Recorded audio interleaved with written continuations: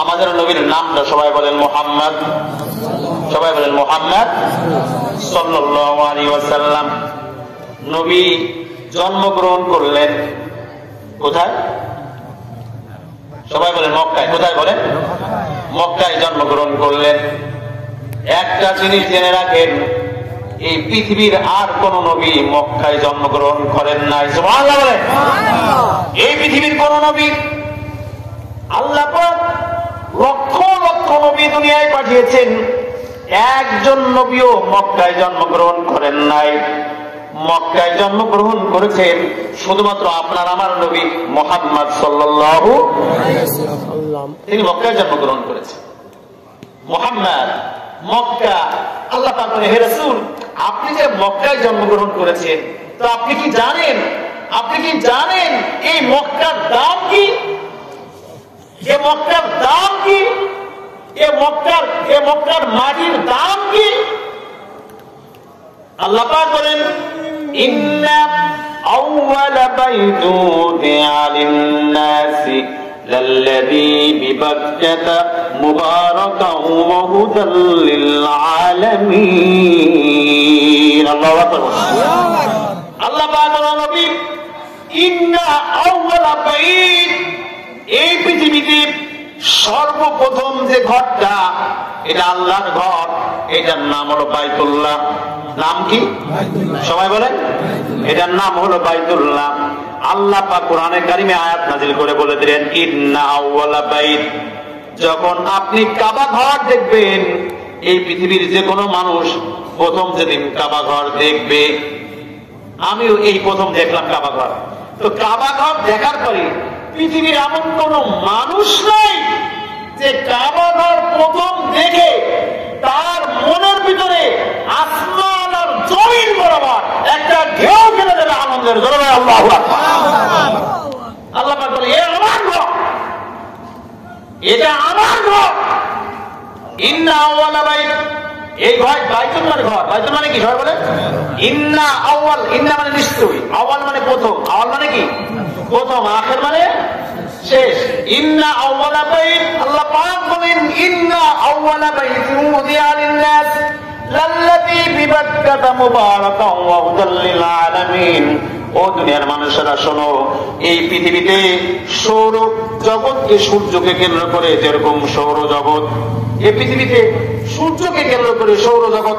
সবাই বলে যারা জ্ঞানী লোক আছেন, শিক্ষিত লোক আছেন, কোরআনের মাহফিলে কি গাঁজাখোররা বসে না ভালো লোক বসে? সবাই বলে আরে কোরআনের মাহফিলে কি, কোরআনের মাহফিল মানে জান্নাত। জোরে বলে সুবহানাল্লাহ। কোরআনের মাহফিলে যারা বসে এরাও জান্নাত। জোরে বলে সুবহানাল্লাহ। আল্লাহ পাক বলেন কোরআনের মাহফিলে, ও দুনিয়ার মানুষেরা তোমরা তো জানো এই কোরআন মাহফিলের কত দাম, কত দাম। এই মাহফিলে যারা বসবে, আল্লাহর নবী বলেন এই মাহফিল থেকে যখন, এই মাহফিল যখন মোনাজাত হয়ে যাবে, আখেরি মোনাজাত, এই মোনাজাত হয়ে পরে যখন মানুষ বাড়ির থেকে রওনা করবে, আল্লাহ পাক এক একজন মানুষের কাছে দুইজন ফেরেশতা পাঠাবেন। যখন এই মোনাজাত হয়ে যাবে, আখেরি মোনাজাতের পরে মানুষ যখন বাড়ি থেকে রওনা করবে, তখন এক একজন মানুষের কাছে আল্লাহ পাক বলেন হে রাসূল, আপনি আপনার জবান দিয়ে বলে দিন আমি দুইজন ফেরেশতা পাঠাবো। জোরে বলে সুবহানাল্লাহ। দুইজন ফেরেশতা এক একজন মানুষের কাছে এসে বলবে আল্লাহর বান্দা, সন্ধ্যা থেকে এই পর্যন্ত, গভীর রাত পর্যন্ত তুমি কোরআন শুনেছো, এখন আখেরি মোনাজাত হয়ে গেছে, তুমি বাড়ির দিকে রওনা করো। সুবহানাল্লাহ বলেন। আল্লাহ তাআলা নবী বলেন দুইজন ফেরেশতা এক একজন মানুষের কাছে এসে বলবে কুমু মাগফুরাল লাকুম, ও আল্লাহর বান্দা, এত সময় পর্যন্ত কোরআনের মাহফিলে বসার কারণে আল্লাহ পাক তোমার কোরআনের ইজ্জতের খাতিরে তোমার জীবনের সমস্ত গুনাহ আল্লাহ পাক মাফ করে দিয়েছে। শুধু তাই না, ওই ফেরেশতা বলবে ও আল্লাহর বান্দা, এত সময় পর্যন্ত কোরআন শোনার কারণে আল্লাহ পাক তোমার পরে এত রাজি খুশি হয়ে গিয়েছেন। যদিও এই নোয়াপাড়ার এই ছোট্ট মাহফিল, কিন্তু তোমরা মনে করো না এটা লোক সংখ্যা কম হোক আর বেশি হোক, এটা আল্লাহর কিছুই যায় আসে না। এটা হলো আল্লাহর মাহফিল, এতে কোনো সন্দেহ নাই। লোক সংখ্যা দিয়ে আল্লাহ বিবেচনা করে না। একটা মাহফিলে 1 লাখ লোক হতে পারে, আর একটা মাহফিলে 5 জন লোক হতে পারে। আল্লাহর কাছে 1 লক্ষ আর 5 জন একই রকম। জোরে বলে সুবহানাল্লাহ।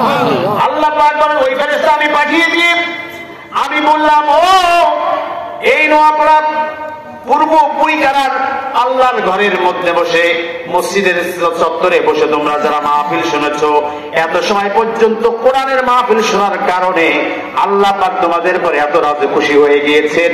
তোমার জীবনের গুনাহগুলি আল্লাহ পাক আখিরি মোনাজাতের মাধ্যমে মাফ করে দিয়েছে।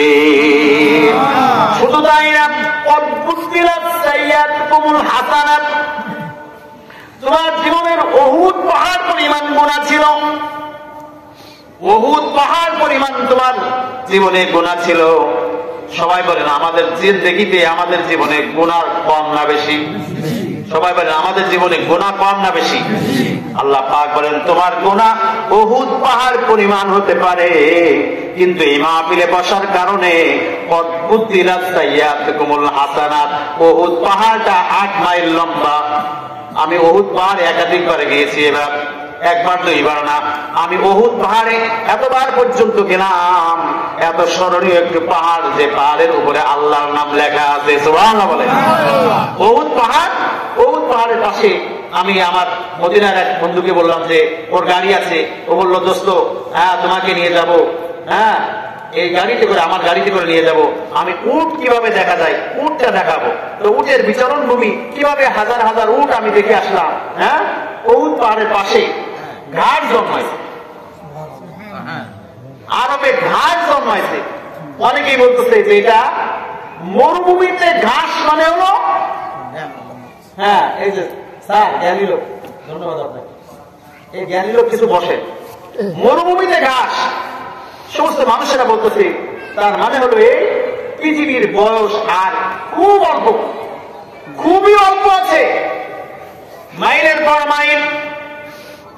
মরুভূমিতে 100 মাইল চলে গেলেও একটা ঘাস আপনি পাবেন না, মরুভূমির ভিতরে কোনো ঘাস জন্মায় না।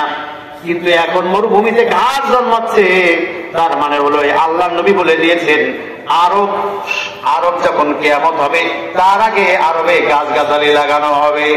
আরব বাংলাদেশের মতো এরকম গাছগাছালিতে ভরে যাবে, মরুভূমির ভিতরে গাছ জন্ম নেবে, মরুভূমির ভিতরে ঘাস জন্ম নেবে, মরুভূমির দেশকে এরকম সবুজ সবুজ ডালপালার গাছ হয়ে যাবে।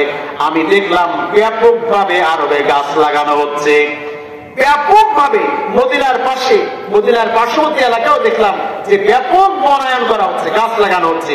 আবার আল্লাহ তাআলা, আল্লাহ নিজেও ওই সেই মরুভূমির ভিতরে ঘাস, মাইলের পর মাইল ঘাস মানে সবুজ হয়ে যাচ্ছে। তার মানে কিয়ামতের যেটা সর্বশ্রেষ্ঠ আলামত, সে আলামতও আল্লাহ তাআলা কি দেখাই দিচ্ছে। তার মানে পৃথিবীর বয়স কি আর বেশি নাই, কিয়ামত অত্যন্ত নিকটবর্তী।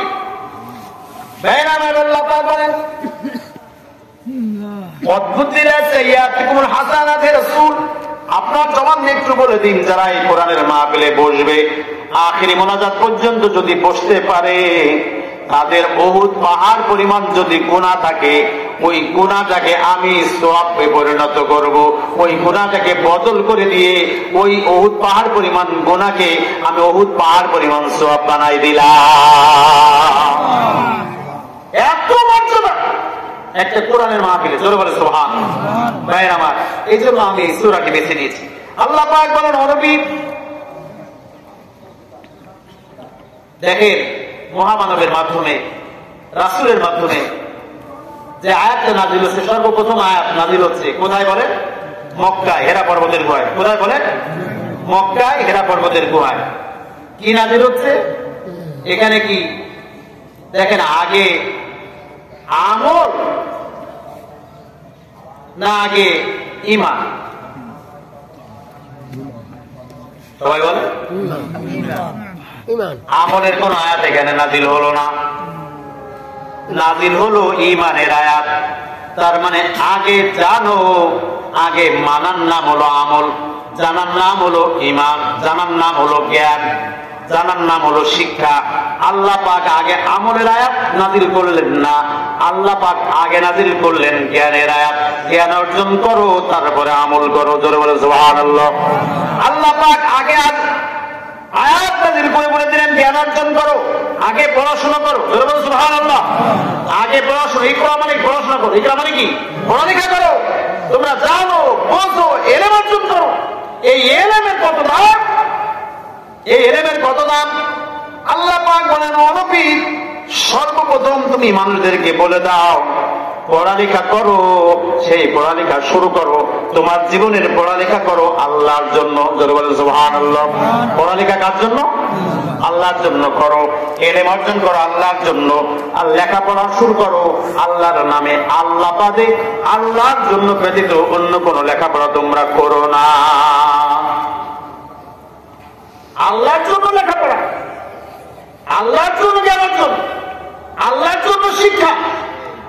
এখন আমাদের দেশের শিক্ষা ব্যবস্থা লিখেছে মানুষ, এখানে আল্লাহ বলছেন যে খলাকাল ইনসান, আমি মানুষ বানাইছি। আল্লাহু আকবার। আর এই বইতে লিখেছে মানুষ আল্লাহ বানায়নি, মানুষ বান্দর থেকে হয়েছে। আরে ইমান কথা থেকে নাউজুবিল্লাহ বলে।